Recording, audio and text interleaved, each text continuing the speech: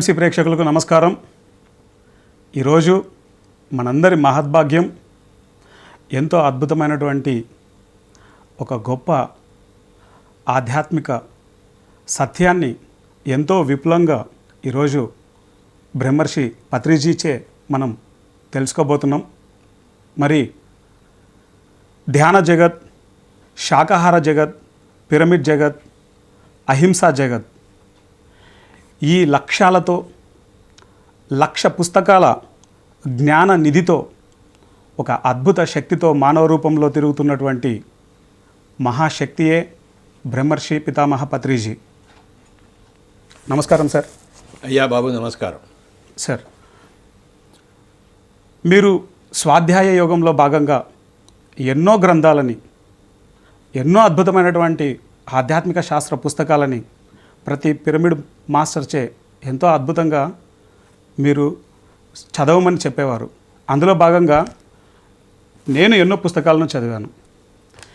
ఈ క్రమంలో రామాయణం అనేటువంటి గ్రంథాన్ని తీసుకున్నప్పుడు ఆ యొక్క రామాయణంలో ప్రాపంచికంగా తీసుకుంటే సూర్యవంశస్థులైనటువంటి అయోధ్య రాజు దశరథ మహారాజు, ఆయనకి 3 భార్యలు, పుత్ర కామేష్టి యాగం ద్వారా వారికి 4 సంతానం.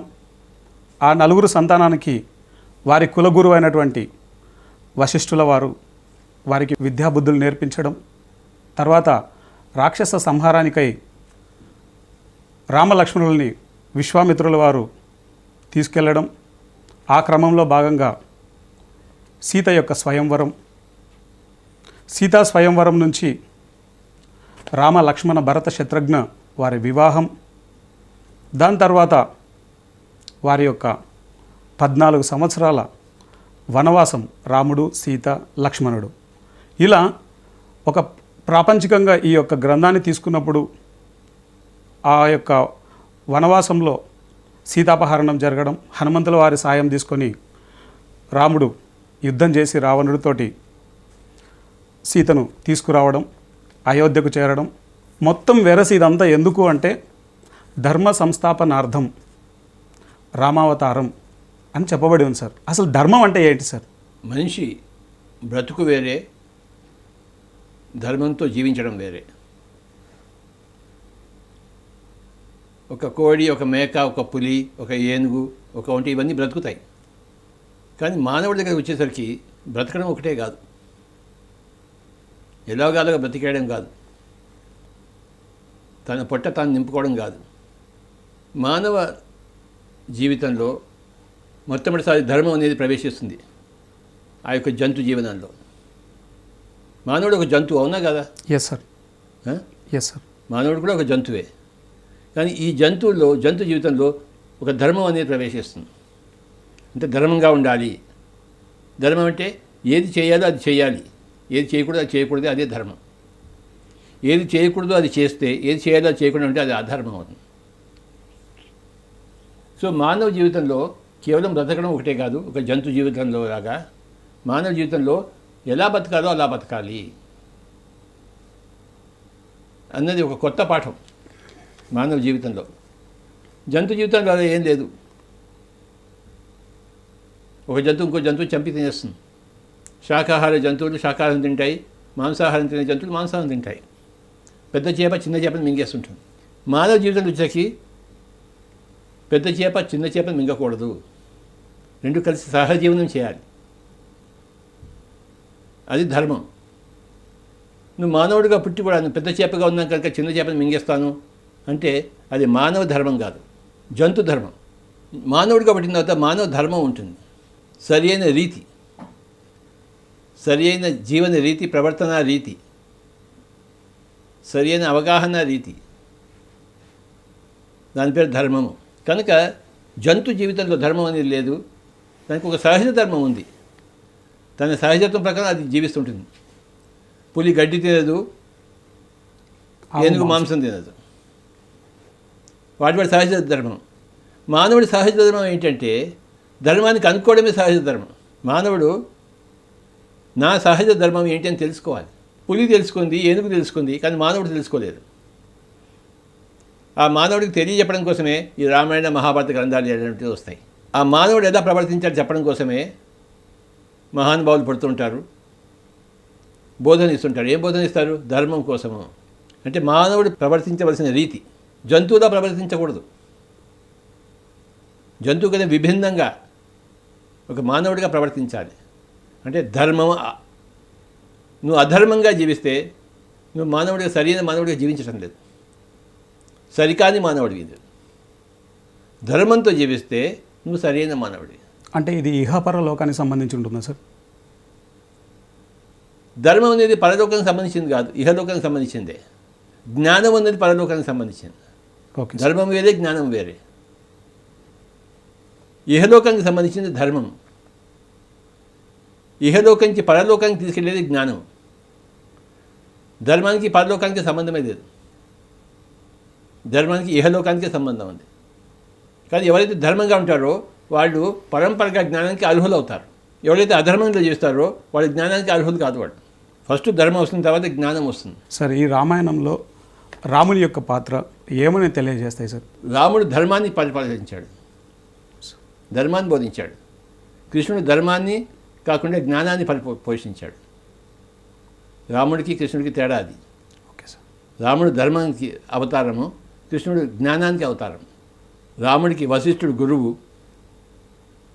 కానీ ఇక్కడ కృష్ణుడే అందరికీ గురువు అయ్యాడు. రాముడు ధర్మానికి ప్రతీక. రాముడు ఏం చేశాడు?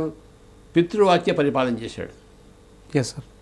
ఒక సమాజంలో ఒక కుటుంబం ఉంటే ఆ కుటుంబ పెద్ద ఉంటాడా ఉండడా? ఉంటారు సార్. ఫాదర్ ఉంటారు, పెద్దవారు.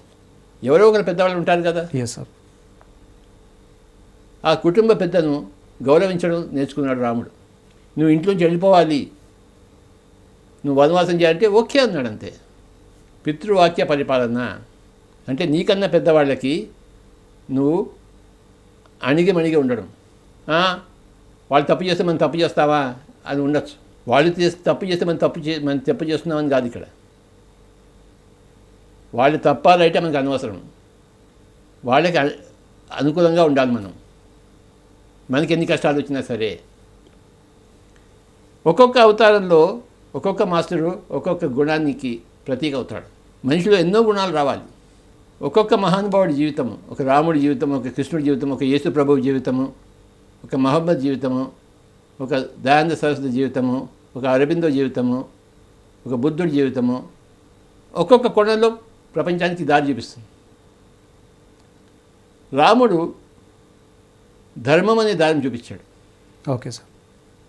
పితృవాక్య పరిపాలన, ఏకపత్ని వ్రతము, రాక్షస సంహారము, రామరాజ్యం, అందరినీ తన బిడ్డలుగా చూసుకోవడం. మనంతా ఇప్పుడంతా రామరాజ్యం అంటే రామరాజ్యం అని చెప్తాం, కృష్ణరాజ్యం అని చెప్తామా? లేదు సార్. రామరాజ్యం అని చెప్తాం. బుద్ధ రాజ్యం అని చెప్తామా? లేదు సార్. యేసు రాజ్యం అని చెప్తామా? లేదు సార్. ఏం చెప్తాము? రామరాజ్యం స్థాపించాలని చెప్తాం. రామరాజ్యం అంటాం. Yes sir. అంటే ఒక రాజు ఎలా ఉండాలి అన్నది రాముడి దగ్గర నేర్చుకుంటాం. బుద్ధుడు రాజ్యాన్ని వదిలిపెట్టేశాడు. బుద్ధుడి దేనికి సూచిక? ఒక ఎన్లైట్మెంట్, బుద్ధత్వానికి సూచిక, రాజరికానికి సూచిక కాదు. కృష్ణుడు రాజే, కానీ రాజరికానికి సూచిక కాదు, ఆయన గొప్ప జ్ఞానానికి సూచిక. గాంధీజీ ఒకదానికి సూచిక. ఇలాగ ఒక్కొక్కరు ఒక్కొక్క దగ్గర ఒక్కొక్క సూచిక అవుతారు. రాముడికి ఆ పితృవాక్య పరిపాలన, ఆ ఏకపత్ని వ్రతము, ఇవి మనం తెలుసుకుందాం. సార్, ఇక్కడ సీతమ్మ వారు ఏం రిప్రజెంట్ చేస్తారు సార్? సీతమ్మ వారు ఏం రిప్రజెంట్ చేస్తారు? ప్రకృతి పుత్రిక, ప్రకృతి సంరక్షణ, ధ్యానము. రాముడు రామరాజ్యానికి ఎంత ప్రతీకో సీతాదేవి ధ్యానానికి ఎంత ప్రతీక. ఆవిడ పుట్టకముందే 18 సంవత్సరాలు ధ్యానం చేసి పెట్టింది. ఆవిడే 18 సంవత్సరాలు ధ్యానం చేసి పెట్టింది. ఎందుకు పెట్టింది? ధ్యానం కోసమే, ప్రచారం కోసమే పెట్టింది ఆవిడే. సీతాదేవి ధ్యానానికి ప్రతీక, శ్రీరాముడు రామరాజ్యానికి ప్రతీక, ధర్మానికి ప్రతీక. రామాయణంలో హనుమంతుడు గొప్ప పాత్ర. Yes sir. హనుమంతుడు ఏమిటి? ధ్యాన విధానానికి ప్రతీక. శ్వాసపుత్రుడు, పవనపుత్రుడు. ధ్యాన విధానం ఏమిటి? శ్వాస మీద ధ్యాస, శ్వాసానుసంధానము. సీతాదేవి అఖండమైన ధ్యానానికి ప్రతీక అయితే, ఆ ధ్యాన విధానానికి, స్పెసిఫిక్గా ధ్యాన విధానానికి, ఆ ఆనాపానసతికి, ఆ శ్వాస మీద ధ్యాసకు ప్రతీక హనుమంతుడు. ఒకే తండ్రి అయినా కానీ తల్లులు వేరు. రాముడు వనవాసానికి వెళ్ళేటప్పుడు లక్ష్మణుడు, సీత అయితే తన భార్య కాబట్టి వెళ్తుంది. అయితే లక్ష్మణుడు నేను కూడా నీతో పాటు వస్తాను అన్నయ్య అని చెప్పేసి రాముని వెంట వెళ్తారు. లక్ష్మణుని పాత్ర ఏమని సూచిస్తుంది సార్? లక్ష్మణుడు బుద్ధికి సూచిక, రాముడు ఆత్మకి సూచించి ఆత్మారాముడు అంటాం. అవును సార్. ఏమంటాం? ఆత్మారాముడు అంటాం. ఆత్మలక్ష్మణుడు అంటావా? అనం సార్, ఆత్మారాముడు అంటాం. రాముడు ఆత్మకి ప్రతీక. Okay sir. 5 ఉన్నాయి మనకి. సార్. శరీరము, మనస్సు, బుద్ధి, ఆత్మ, సర్వాత్మ. కృష్ణుడు సర్వాత్మకి ప్రతీక. రాముడు ఆత్మారాముడు. ఈ ఆత్మ పక్కన వేరు ఉంది ఎవడు? లక్ష్మణుడు. Okay sir. బుద్ధి. మిగతా 2 వేళ్ళు భరత శత్రుఘ్నుడు. సార్. 4 ఉన్నారు. చాలా బాగుంది సార్. కైక పుత్రుడు భరతుడు. సార్. కైక అంటే ఏంటి? కాయంతో ఏకము కైక. కాయంతో ఏకము. కాయం, ఇది కాయం కదా, శరీరం. Yes sir. ఇది భరతుడు. సార్. ఇది శత్రుఘ్నుడు అంటే సుమిత్రా పుత్రుడు. Yes sir. అంటే ఇటు శరీరంతోనూ స్నేహము, ఇటు ఆత్మతోనూ స్నేహం. Yes sir. అలాగే వీడు లక్ష్మణుడు బుద్ధి. సార్. బుద్ధి యొక్క లక్షణం ఏంటంటే ఎప్పుడు ఆత్మ దగ్గర వెళ్ళాలి, ఎప్పుడు ఆత్మతో కూడా ఉండాలి. ఓకే. కనుకనే ఈ వేలు పక్కన ఉండదు, ఈ వేలు ఈ వేలు పక్కన ఈ 2 వేళ్ళు లేవు. భరతుడు, శత్రుఘ్నుడు, లక్ష్మణుడు, రాముడు, ఈ 4 వేళ్ళు 4 సూచిస్తుంది. చాలా బాగుంది సార్. సీతాదేవి రాముడి యొక్క శక్తి. ఈ ఆత్మ యొక్క శక్తి ధ్యానం. శక్తి ఎక్కడి నుంచి వస్తుంది? ధ్యానం ద్వారా. ధ్యానం నుంచి వస్తుంది. Yes sir.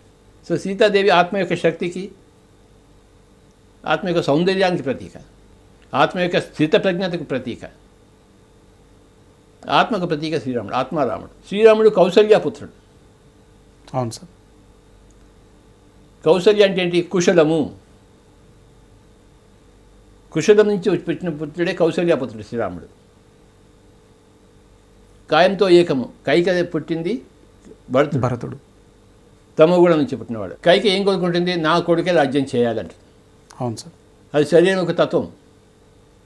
నేను, నా కొడుకు, నా మొగుడు, ఇదంతా శరీరం. కౌసల్య అందరికి కుశలం చూస్తుంది. అవును సార్. శ్రీరాముడు కౌసల్యపుత్రుడు. ఆ పేరు ఎంత బాగుంది చూడు. సుమిత్ర అంటే 2 మధ్యలో ఉండేది. ఆ కౌశల్యము పక్కన ఈ కాయము 2 మధ్యలో ఉండేది సుమిత్ర. 2 మధ్యలో ఉంది కనుక 2 కొడుకులు. Okay sir. భరతుడితో ఉండే శత్రుఘ్నుడు, రాముడితో ఉండే లక్ష్మణుడు. ఎంత బాగా ఉంది చూడదు శ్రీరామాయణం. చాలా అద్భుతంగా ఉంది సార్. ఇది కథ కావచ్చు, నిజం కావచ్చు, మనకు తెలియదు. కథ అయినా దాని గొప్పతనం ఉంది, నిజమైనా అంతకన్నా గొప్పతనం ఉంది. కథ అంటేనే ఇది గొప్పతనం, మహా గొప్పతనం. భారతదేశానికి రామాయణమే పట్టుకొమ్మ. సార్, ఇక్కడ వీరి తండ్రి దశరథ మహారాజు. దశరథుడు. దశ అంటే 10. రథుడు అంటే దశరథాలు. ఎన్ని ఉన్నాయి రథాలు? 10. ఏమిటి ఆ రథాలు? పంచ జ్ఞానేంద్రియాలు, పంచ కర్మేంద్రియాలు. కరెక్ట్. 5 జ్ఞానేంద్రియాలు, 5 కర్మేంద్రియాలతో కొన్ని జీవుడు ఉన్నాడు. జీవుడు ఆ దశరథుడు. ఓకే. అయోధ్య అనే నగరాన్ని పరిపాలిస్తున్నాడు. అయోధ్య. సార్, అయోధ్య. యోధ్య అంటే యుద్ధం చేత జయింపబడేది. ఓకే. అంటే యుద్ధం చేత జయింపబడేది అయోధ్య. నువ్వు ఎంత యుద్ధం చేసినా కూడాను శరీరంను జయించలేవు. నువ్వు శరీరం పోవాల్సిందే, గిట్టాల్సిందే. అది ప్రకృతి ధర్మం. అది నువ్వు ఎన్నో లక్షల సంవత్సరాలు దాన్ని గట్టిగా ఉంచుకోవచ్చు కాక, కానీ అది పోవాల్సిందే. అది ఈ శరీరంలో, అయోధ్య అనే శరీరంలో జీవుడు ఉన్నాడు 5 జ్ఞానేంద్రియ కర్మేంద్రియాలతో. అది దశరథుడు. ఈ జీవుడికి 3 పెళ్ళాలు. ఈ జీవుడికి 3 గుణాలు ఉన్నాయి. తమో గుణము, రజోగుణము, సాత్వికము.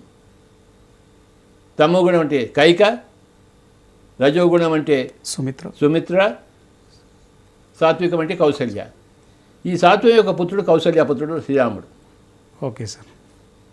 ఇది అందరి కథ చెప్తుంది, దశరథుడి కథ. ఎంత బాగుంది ఈ పేర్లు, ఎంత బాగున్నాయి. చాలా బాగున్నాయి సార్.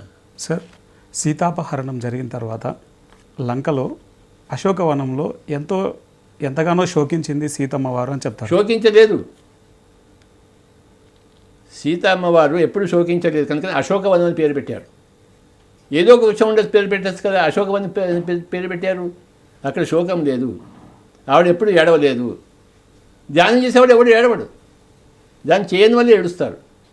సీతాదేవి గొప్ప ధ్యాన యోగిని, అంతకన్నా గొప్ప ధ్యాన యోగిని లేరు. సార్ లంకలో అంతా కూడా ఆవిడ కళ్ళు తెరవలేదు. ఆ రాక్షసుని ఎందుకు చూస్తుంది ఆవిడకేం పని? నీతో నాకు పని చెప్తే నేనేం చేస్తాను చెప్పు? చూడరు సార్, కళ్ళు మూసుకుంటాను అంతే. Yes sir. నీతో నాకు అవసరం లేదయ్యా, నేనేం చేస్తాను చెప్పు? కళ్ళు మూసుకుంటారు సార్. నీతో అవసరం ఉంది, ఏం చేస్తాను? నన్ను చూస్తారు. సో ఆ రాక్షసులతో అవసరం ఉందా సీతకి? లేదు సార్. మరి ఎందుకు కళ్ళు విప్పి చూస్తుంది? వాళ్ళతో మాట్లాడుతుందా? లేదు సార్. కళ్ళు విప్పి చూస్తుందా? లేదు సార్. ఆవిడ చేయలేదు, కళ్ళు మూసుకుని కూర్చుంది. చాలామంది ఆ నీళ్ళు ఇవ్వడానికి పోయారు, అన్నం పెట్టారు, ఈవిడ ఏం తినలేదు.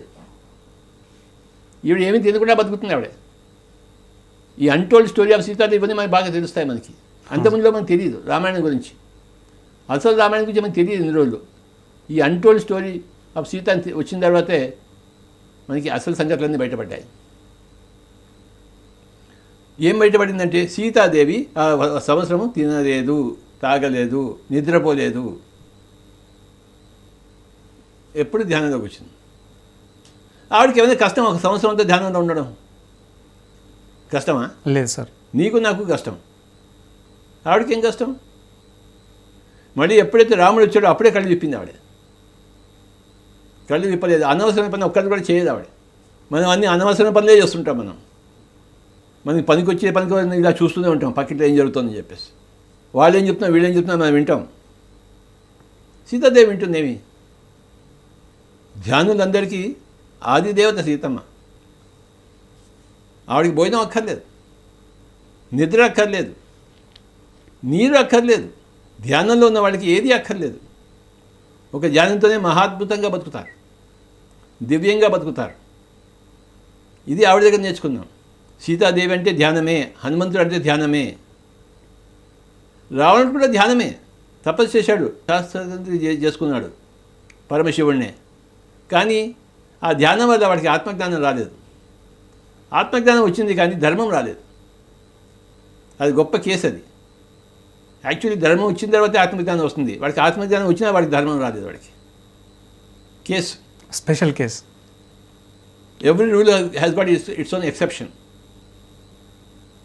వాడికి ఆత్మజ్ఞానం ఉంది కానీ ధర్మంలో లేదు. మామూలుగా అది అలా ఇప్పుడు జరగదు, కానీ ప్రకృతిలో ఏదైనా జరుగుతుంది అని చెప్పడానికి అది ఒక తార్కాణం. మామూలుగా ధర్మంలోంచి జ్ఞానం వస్తుంది, అధర్మం నుంచి జ్ఞానం రాదు, జ్ఞానం నుంచి అధర్మం రాదు. వాడు జ్ఞాని అయినా కూడా వాడికి అధర్మం వచ్చింది.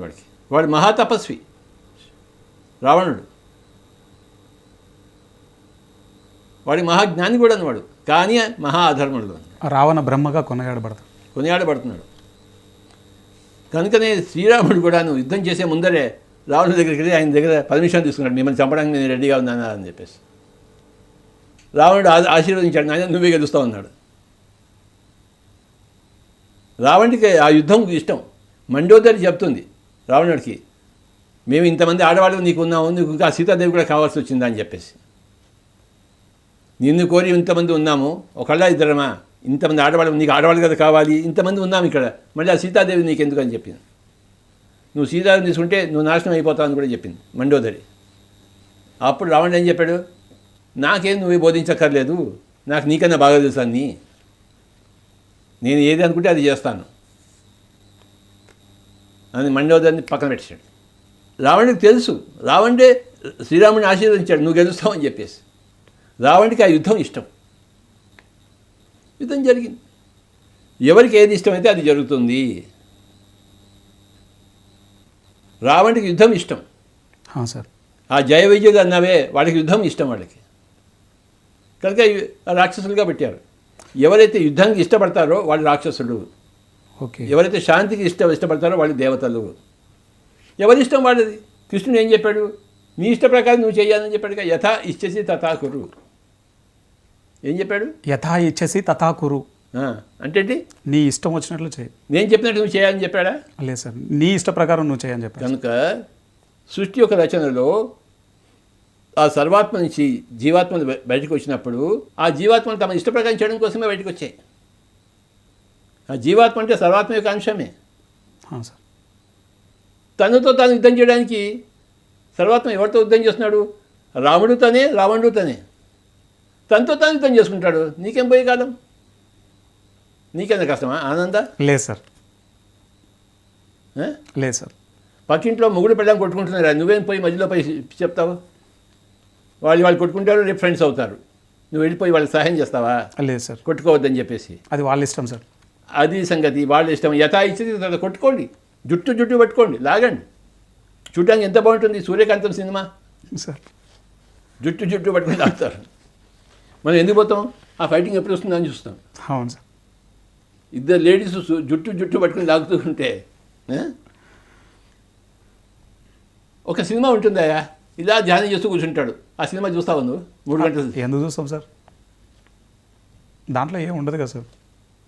ధ్యానం ఉందయా, 3 గంటలు ఇలా ధ్యానం ఉంటుంది సినిమా అంతా. ఎంత మాత్రం చూడం సార్. జుట్టు పట్టుకుంటే బ్రహ్మాండంగా చూస్తాం సార్.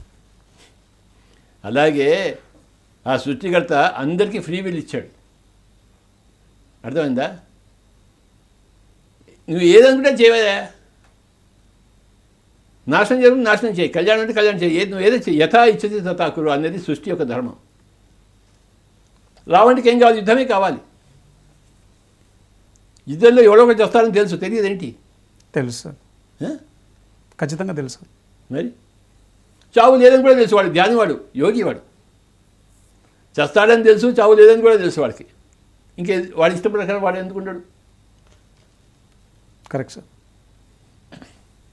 రాముడు దశరథుడు చెప్పాడు కనుక వెళ్ళాడా, తన ఇష్ట ప్రకారం వెళ్ళాడా వనవాసానికి?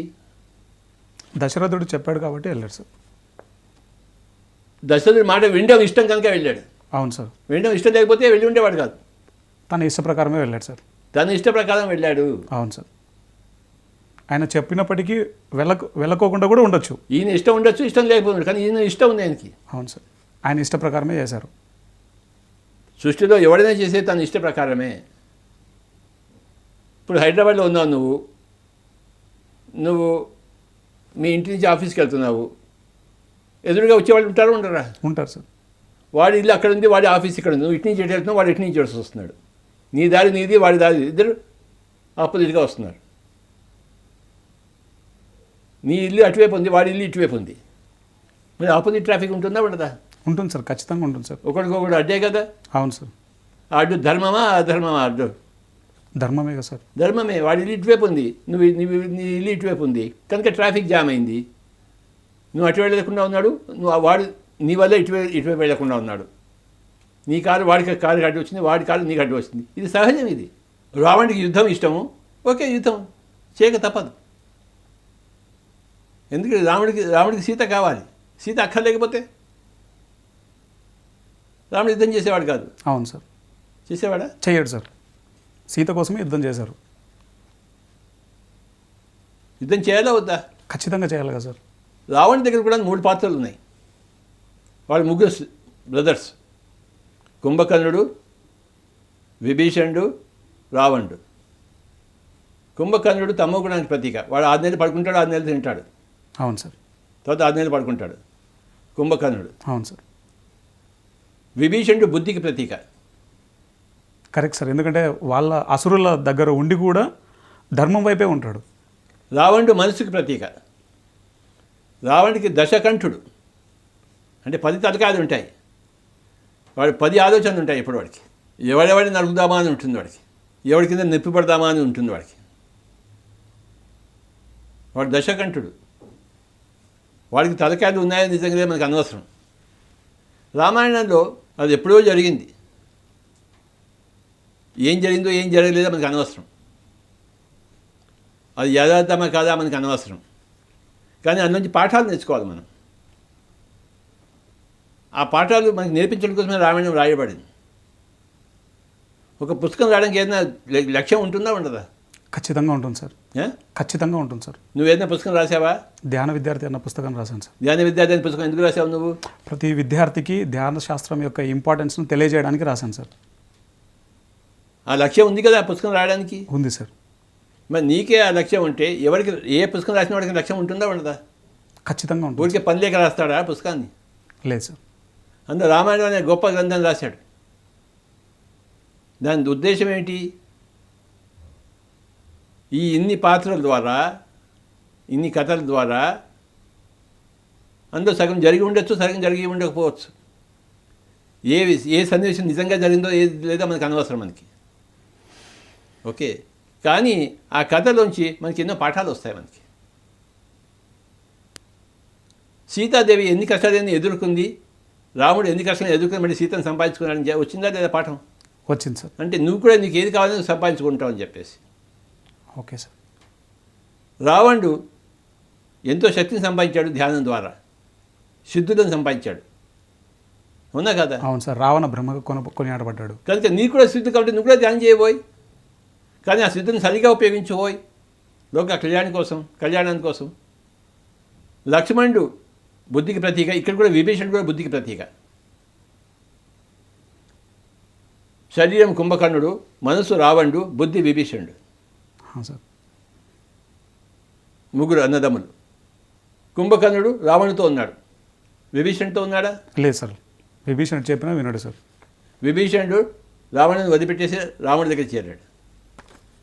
ఈ వేలు వదిలిపెట్టేసి ఈ వేలు దగ్గర చేరింది. సార్. అదే ఈ బుద్ధి యొక్క లక్ష్యం. మనసును వదిలిపెట్టేసి ఆత్మ దగ్గర చేరుతుంది. ఎప్పుడు మనసు రావణుడు, బుద్ధి విభీషణుడు, కుంభకర్ణుడు శరీరము, తమోగుణము, రజోగుణము, సాత్వికము. ఆత్మ ఎప్పుడు శుద్ధ సాత్వికము, సర్వాత్మ నిర్గుణము. నీ ఇష్టం వచ్చిన నువ్వు చేయవా అంటాడు. నువ్వు ఏం చేసినా నాకు ఆటే అంటాడు. ఇది ఇంకా అద్భుతంగా ఉంది సార్. అసలు కుంభకర్ణుడు, రావణుడు, విభీషణుడు, రాముడు. కుంభకర్ణుడు రావణుడు కింద ఉన్నాడు. సార్. విభీషణుడు రావణుడి కన్నా ఒక మెట్టు పై ఉన్నవాడు. రావణుని వదిలిపెట్టేసి రాముడి దగ్గర చేరాడు. అవును సార్. అదే బుద్ధి యొక్క లక్షణం. కుంభకర్ణుడి శరీరానికి ప్రతీక, రావణుడు మనస్సుకు ప్రతీక, విభీషణుడు బుద్ధికి ప్రతీక. విభీషణుడు చిరంజీవి తెలుసా నీకు? తెలియదు సార్. హనుమంతుడు చిరంజీవి అవునా కదా? హనుమంతుడు చిరంజీవి. హనుమంతుడాగే విభీషణుడు కూడా చిరంజీవి. అప్పటికి ఇప్పటికే ఉన్నాడు ఆయన. సార్. అప్పటికి ఇప్పటికీ హనుమంతుడు ఉన్నాడు. ఎంతోమంది చిరంజీవులు ఉన్నారు. అంటే కొన్ని వేల సంవత్సరాల నుంచి దానం చేస్తున్న వాళ్ళు ఉన్నారు. ఆ యుగంలో ఉన్నవాళ్ళు, ఈ యుగంలో కూడా వాళ్ళు ఉన్నారు. వాళ్ళు విభీషణుడు చిరంజీవి తెలుసా నీకు? మీ ద్వారా తెలుసుకున్నాను సార్. అది సంగతి. వాళ్ళు కొన్ని వేల సంవత్సరాలు అదే శరీరంలో ఉన్నారంటే దానికి పర్పస్ ఉంటుందా ఉండదా? ఖచ్చితంగా ఉంటుంది సార్. ఖచ్చితంగా ఉంటుంది సార్. నువ్వు శరీరంలో ఉండడానికి నీకు పర్పస్ ఉందా లేదా? ఉంది సార్. మరి వాళ్ళకి ఖచ్చితంగా ఉంటుంది సార్. దేనికైనా కారణం లేకుండా కార్యం ఉంటుంది ఏంటి? ఉండదు సార్. సో అందరి యొక్క కార్యాలను గమనిస్తూ వాళ్ళ కారణాలు తెలుసుకోవడమే మన జ్ఞానము. వాళ్ళు ఏ కార్యం చేశారు, ఏ కారణంతో చేశారు తెలుసుకోవడం. మహాత్మా గాంధీ తన బ్యారిస్టర్ పదవిని వదిలిపెట్టేశాడా లేదా? Yes sir. దేశం కోసం కష్టపడ్డాడా లేదా? చాలా కష్టపడ్డారు సార్. ఆయన జీవితం నుంచి మనం నేర్చుకోవాలా వద్దా? ఖచ్చితంగా నేర్చుకోవాలి సార్. ఎందుకంటే ప్రతి ఒక్కరి జీవితం నుంచి మనం నేర్చుకోవాలి. ఆ జీవితం వెనకాల ఒక కారణం ఉంటుంది. ప్రతి ఒక్క పుస్తకాన్ని చదవాలి. మనం రామాయణం చదవాలి, మహాభారతం చదవాలి, ఏ పుస్తకమైనా చదవాలి. ఆ రాయబడింది ఒక కారణంతో. అశోకవనం అంటే అక్కడ శోకం లేదు, పేరులోనే ఉంది అశోకం. ప్రతి పేరుని గమనించాలి. కైక అనే పదాన్ని గమనించాలి, సుమిత్ర అనే పదాన్ని గమనించాలి, కౌశల్య అనే పదాన్ని గమనించాలి, దశరథుడు అనే పదాన్ని గమనించాలి, అయోధ్య అనే పదాన్ని గమనించాలి. విభీషణుడు అంటే భీషణం లేనివాడు, భయం లేనివాడు, ఓకే, భయపెట్టడం లేనివాడు విభీషణుడు. ఇక్కడ ఉన్న ప్రతి పదానికి అర్థం ఉన్నాయి సార్. ఆ ప్రతి పదాన్ని అలా కూర్చాడు వాల్మీకి. ఇంకేదో పేరు పెట్టచ్చు కదా. Correct sir. ఏ పేరు పెడితేనేముంది, కానీ పేర్లు సరిగా పెడతారు. ఆ పేరులోని మర్మాన్ని మనం గ్రహించాలి. ఒక క్యారెక్టర్ యొక్క మహిమని మనం గ్రహించాలి. ఆ క్యారెక్టర్ ఒక పాత్ర, ఒక గుణానికి ప్రతీక. సార్ ఇప్పుడు మీరు వాల్మీకి అన్నారు కదా సార్, ఈయన రత్నాకరుడుగా ఉన్నటువంటి దశలో ఎంతో హింసాత్మకంగా జీవించినటువంటి ఒక వ్యక్తి రామాయణం అనేటువంటి ఒక గ్రంథాన్ని రచించారు సార్. కనుక దాన్ని బట్టి ఏం తెలుస్తుంది మనకి, నువ్వు ఎంత హీన స్థితిలో ఉన్నా ఎంత ఉత్తమ స్థితికి నువ్వు వెళ్ళొచ్చు అని చెప్పేసి. ఒకటే జన్మలో 4 సంవత్సరాలు ధ్యానం చేశాడు రత్నాకరుడు. సార్. పుట్టంతా పెరిగిపోయింది. ఆ పుట్ట పేరే వాల్మీకం. ఆ పుట్ట నుంచి బయటకు వచ్చాక వాల్మీకి అన్నారు. ఓకే. వాల్మీకం అంటే పుట్ట. ఆ పుట్టలోంచి బయటకు వచ్చాడు, దాని నుంచి బయటకు వచ్చాడు కాబట్టి వాల్మీకి అన్నారు. రామాయణం రాశాడు. తన తాడైతే కొన్ని చూశాడు, కొన్ని అలంకరించాడు, కొన్ని జనరంజకంగా చేశాడు, కొన్ని పాఠాలు నేర్పించడానికి దానికి రంగులు దిద్ది మనకి ఇచ్చాడు. మనకి ఆ వాల్మీకి మళ్ళీ ఇంకో జన్మ తీసుకున్నాడు, తులసీదాస్ లాగా. సార్ ఆ వాల్మీకి ఇంకో జన్మ తీసుకుని తులసీదాస్లో వచ్చాడు. తులసీదాస్ లాగా సార్. రామచరిత మానస్ రాశాడు హిందీలో. ఓకే. రామాయణం సంస్కృతంలో, సార్ ఈ రామచరిత మానస్ హిందీలో. Okay sir. తులసీదాస్గా. వాల్మీకి యొక్క మరొక జన్మ. ఉత్తర భారతదేశంలో అంతా ఎక్కడ చూసినా రామచరిత మానస్ ఉంటుంది, తులసీదాస్ది. సార్. ఇంకో జన్మ తీసుకుంటాడు వాల్మీకి, ఇంకో రామాయణం రాస్తాడు.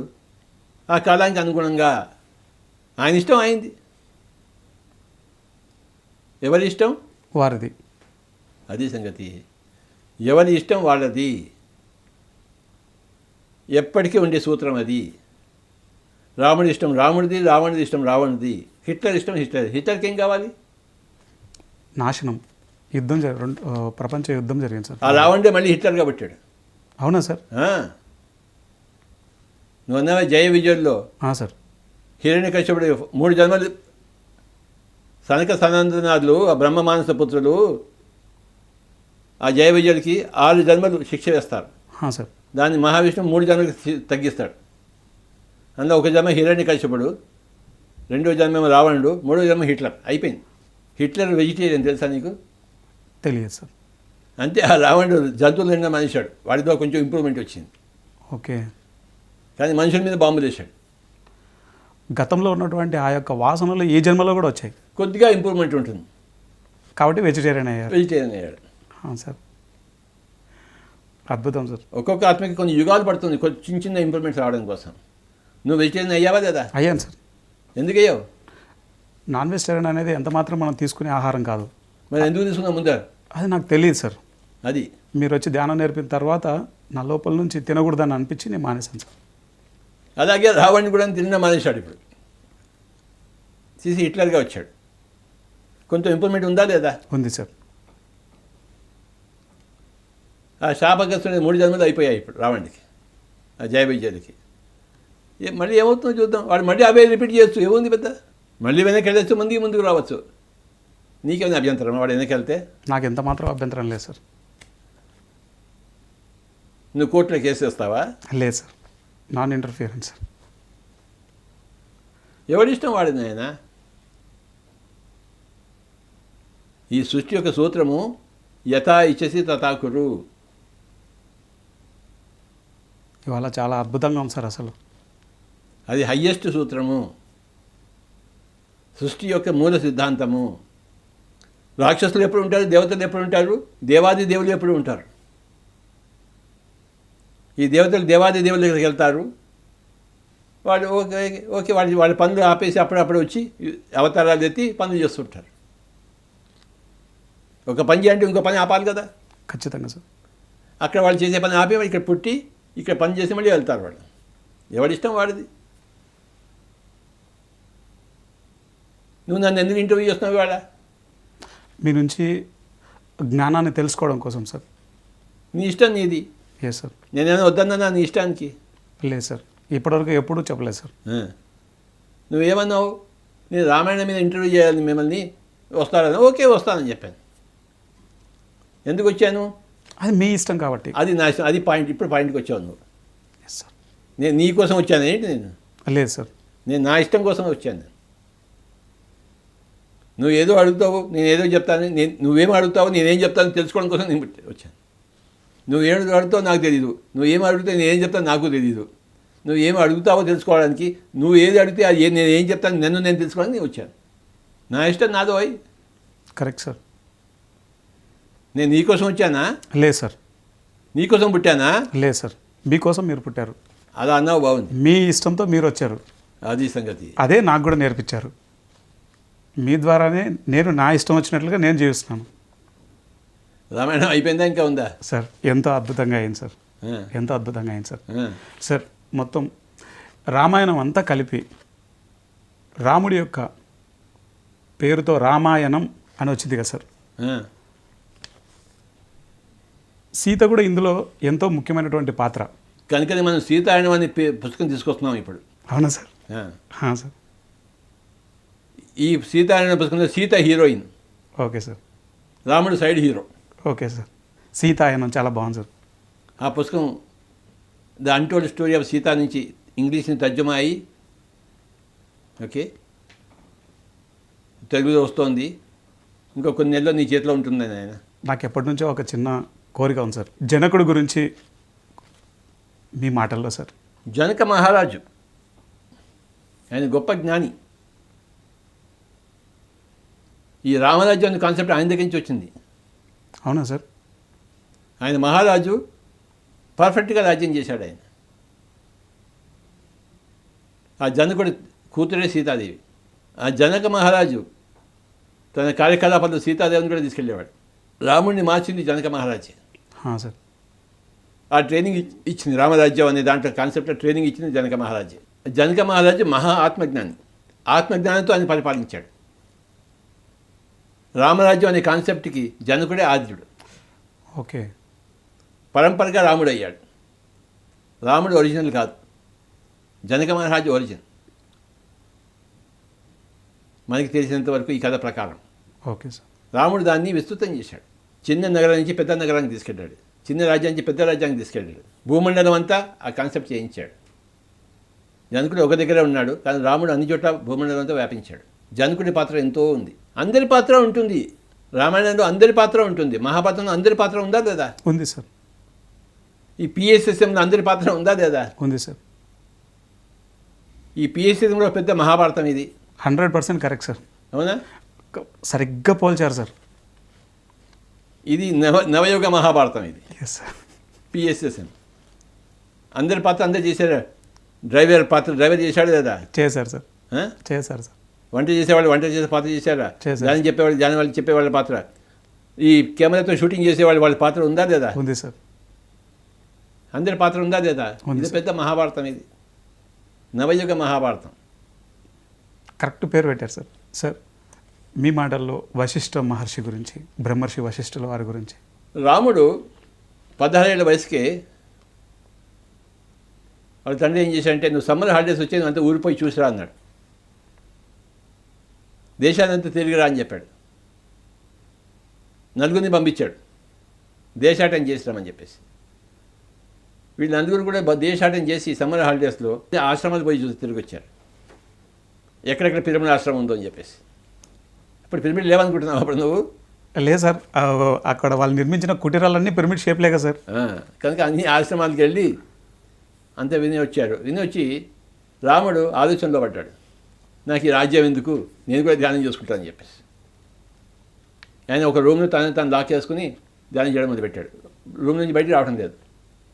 దశరథుడు ఏడుస్తున్నాడు, ఏంటి నా కొడుకు ఇలా అయిపోయాడని చెప్పి. ఏదో సమ్మర్ హాలిడే ఎంజాయ్ చేయాలంటే ఏదో ధ్యానం చేసుకుని వచ్చాడు వీడు.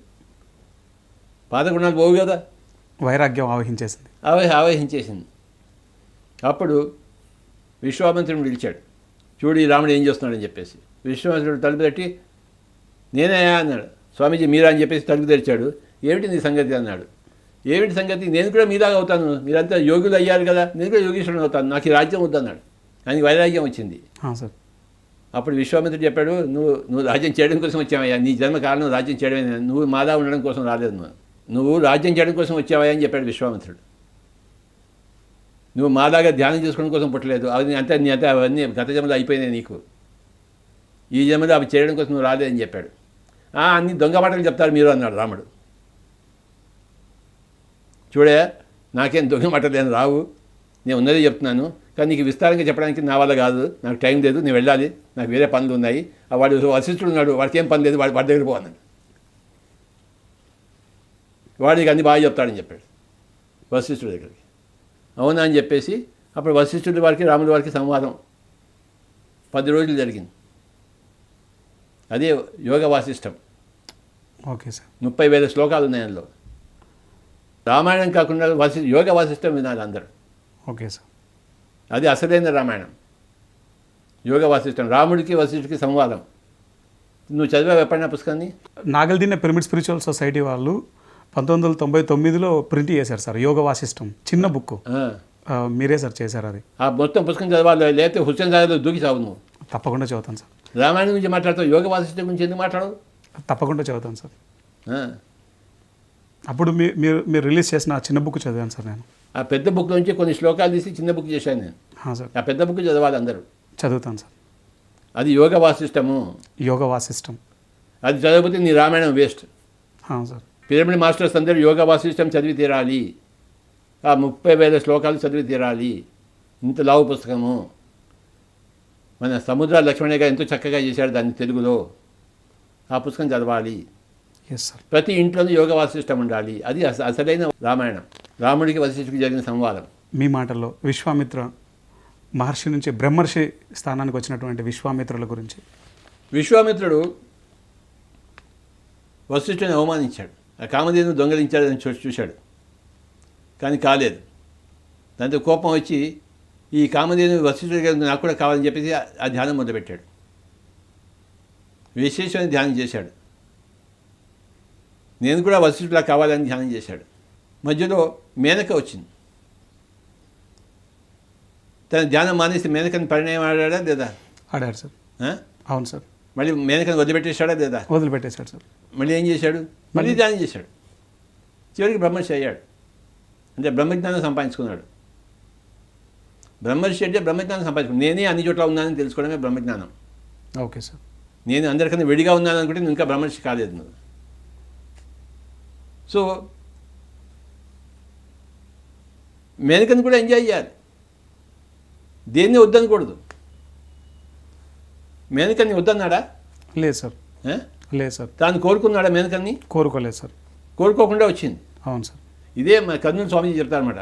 కోరి సాధించరాదు, కోరిక వచ్చింది కాదనరాదు, వస్తుంటే వస్తుంది అని సంబరపడిపోరాదు, పోతుంటే అయ్యో పోతుంటే బాధపడరాదు. మరి వెనకపోతే ఆయన బాధపడ్డా? ఏం బాధపడలేదు. ఆ పిల్లాడిని సాక్కున్నాడు. చక్కగా ధ్యాన సాధన కూడా చేశారు.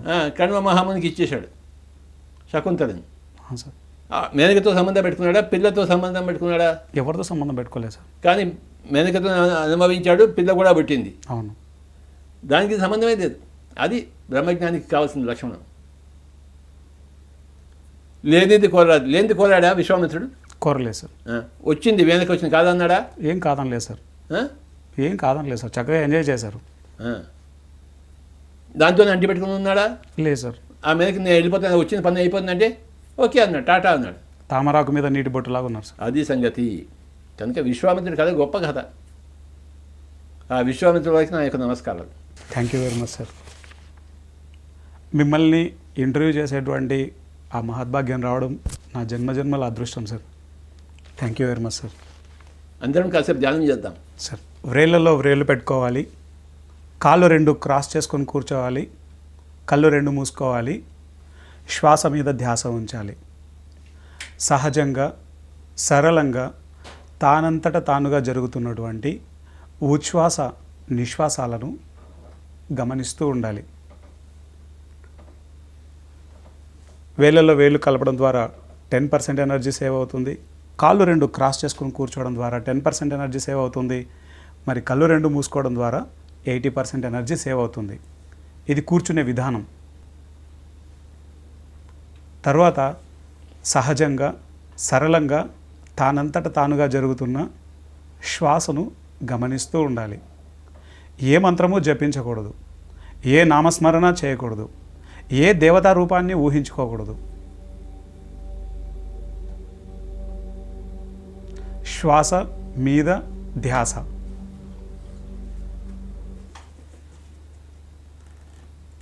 బలవంతంగా ఊపిరి లోనికి పీల్చకూడదు, బలవంతంగా ఊపిరి బయటికి వదలకూడదు.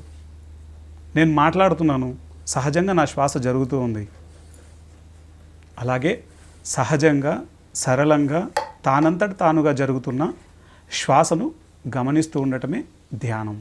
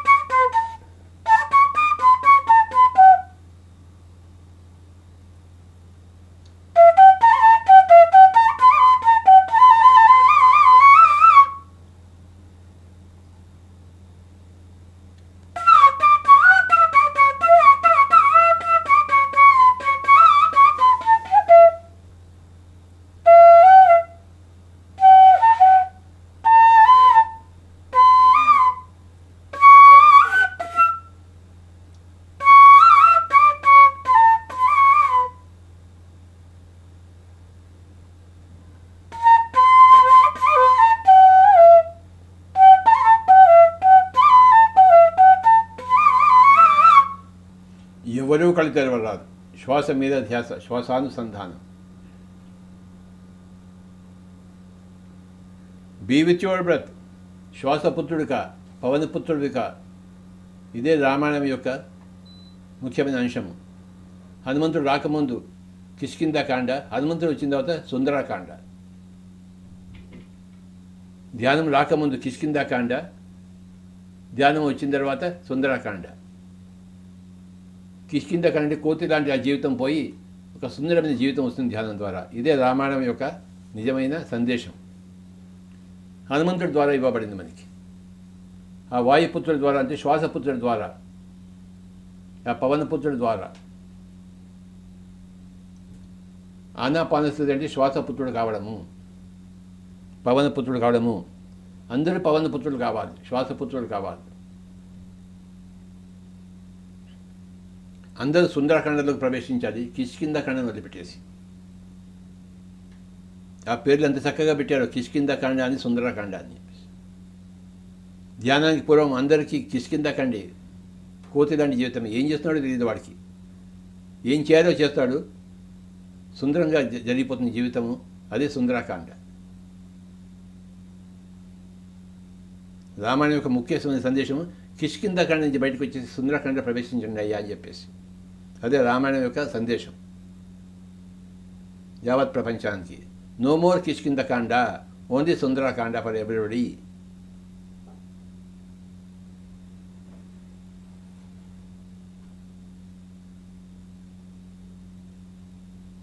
నీ ఆత్మతత్వం ద్వారా నీ మనస్సు యొక్క తత్వాన్ని సంహరించాలి. మనసు రావణుడు, కుంభకర్ణుడు శరీరము, బుద్ధి విభీషణుడు, రాముడు ఆత్మ. ఆత్మలో ప్రవేశించడం ద్వారానే నీ మనసును నువ్వు చంపాలి. యోగ చిత్తవృత్తి నిరోధ. దానికి వారదే వాయుపుత్రుడు, పవనపుత్రుడు. చక్కటి సందేశాలు ఉన్నాయి ఈ రామాయణంలో, వాల్మీకి రామాయణంలో.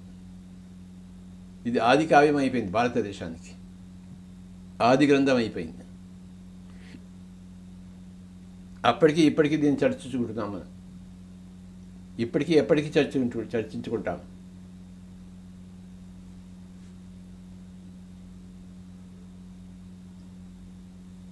ఇంకొక 5 నిమిషాలు ఎవరు కల తర్వాత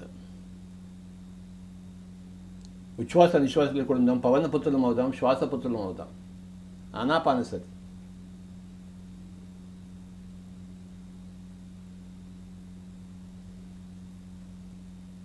ముక్కులోని గాలి ముక్తికి మరి దారి. కాయపుటి ఊపిరిలో గని ఉన్నది, ఊపిరిలో దేవుడున్నాడు యోగేంద్రులకు. అన్నమాచార్య వారు చెప్పారు. సత్యం అన్ని చోట ఒకటే. ఆ ఒక్కగానొక సత్యం పేరే ధ్యానము. ఆ ధ్యానాన్ని దశ దిశగా వ్యాపింపజేయడం కోసమే పిరమిడ్ స్పిరిచువల్ సొసైటీ మూమెంట్. అందరూ ధ్యానం చేయాలి, ధ్యానం నేర్చుకోవాలి, ధ్యానం అభ్యాసం చేయాలి, ధ్యానాన్ని బోధించాలి, అందరికీ ధ్యానాన్ని ప్రచారం చేయాలి. Learn meditation, practice meditation, teach meditation, and spread meditation.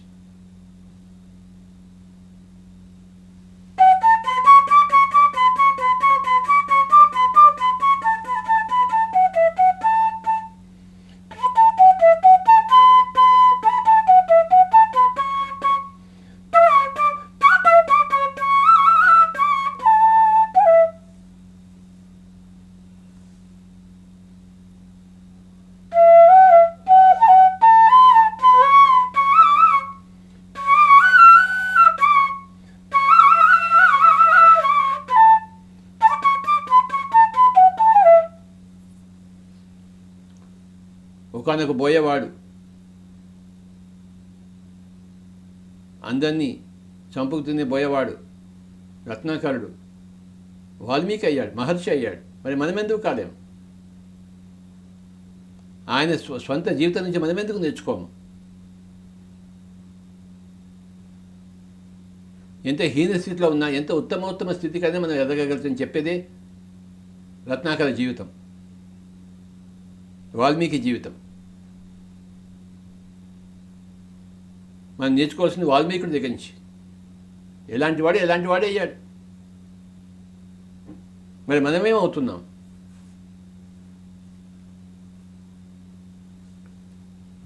మనం ఏం నేర్చుకుంటున్నాం వాల్మీకి దగ్గర నుంచి, మహర్షి దగ్గర నుంచి? ఆఖరి 3 నిమిషాలు.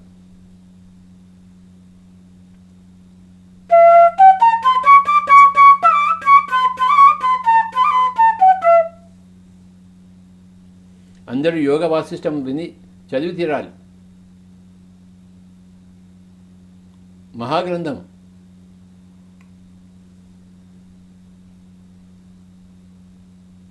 రామాయణం లాగే సీతారాయణం అనే పుస్తకం రాబోతున్న పుస్తకానికి మనకి ఇవే మన ఎదురు చూపులు.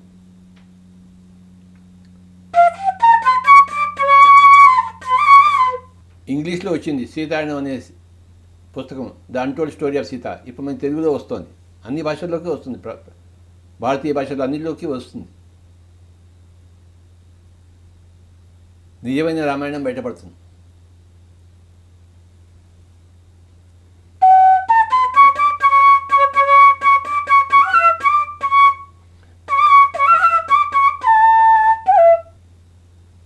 ఆఖరి 3 నిమిషాలు.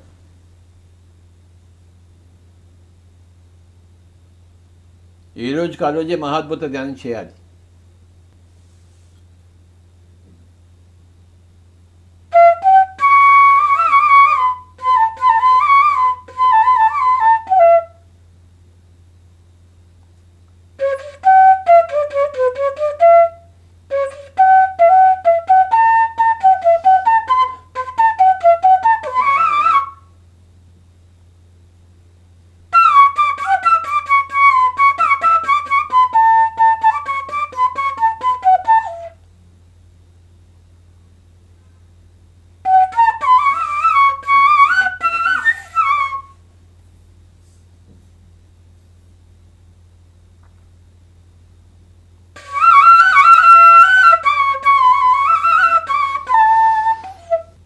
ఆఖరి 1 నిమిషం. శ్వాస మీద ధ్యాస, శ్వాసానుసంధానం. కిష్కింధాఖండ నుంచి బయటకు వచ్చి సుందరాఖండలో ప్రవేశిద్దాం. ఇక ప్రపంచం అంతా సుందరాఖండ అయిపోవాలి.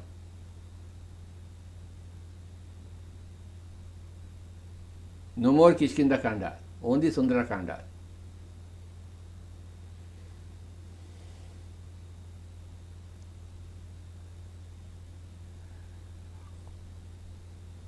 ఆఖరి 30 సెకండ్లు.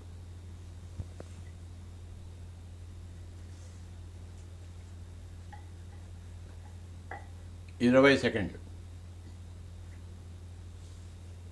No more Kishkindhakanda, only Sundarakanda my dear friends.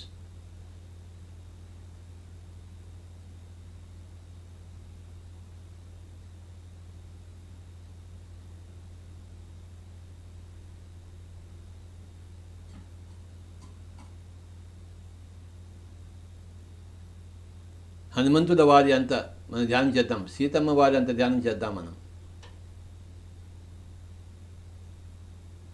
అందరూ ధ్యానంలో అయితే అక్కడ ఉండేదే రామరాజ్యం, ధర్మరాజ్యం. ధ్యానం ద్వారానే రామరాజ్యం వస్తుంది, ధ్యానం ద్వారానే రామరాజ్యం వస్తుంది, ధర్మరాజ్యం వస్తుంది.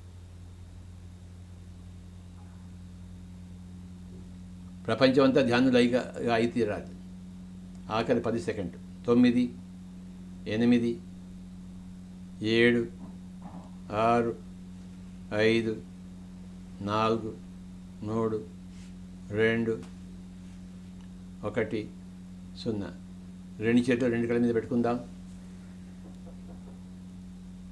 ఆ రాముల వారికి నమస్కారాలు, ఆ సీతమ్మ వారికి నమస్కారాలు, హనుమంతుల వారికి నమస్కారాలు, ఆ వశిష్ఠుల వారికి నమస్కారాలు, ఆ వాల్మీకి వారికి నమస్కారాలు, విశ్వామిత్రుల వారికి నమస్కారాలు. వాళ్ళందరికీ నమస్కారాలు చెప్పుకుంటూ thank you very much sir.